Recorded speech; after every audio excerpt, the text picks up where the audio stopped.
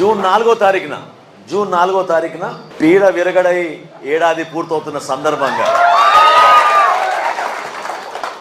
సుపరిపాలనకి ఒక ఏడాది పూర్తి చేస్తున్న సందర్భంగా జూన్ 4వ తారీఖున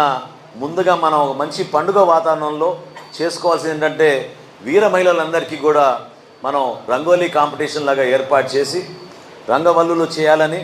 ఆ రోజు ఉదయం నుంచి కూటమి ఎంత కష్టపడి విజయం మన పవన్ కళ్యాణ్ గారి నాయకత్వంలో సాధించామో ఆ విజయం గురించి మీరు చక్కగా మీ ఓన్ ఆలోచనలతోటి ప్రతి ప్రాంతంలో, ప్రతి నియోజకవర్గంలో కూడా, ప్రతి మండలంలో కూడా మనం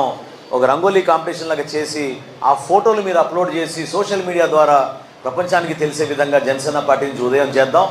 సాయంత్రం మీరందరూ ఎదురు చూస్తున్న కార్యక్రమం ఏంటంటే, ఖచ్చితంగా మనం దీపాలు వెలిగించి అట్ ద సేమ్ టైం దీపాలు వెలిగించడమే కాకుండా మరొకసారి దీపావళి వాతావరణం వచ్చేటట్టు టపాకాయలు పేల్చి గెలిచిన సందర్భంగా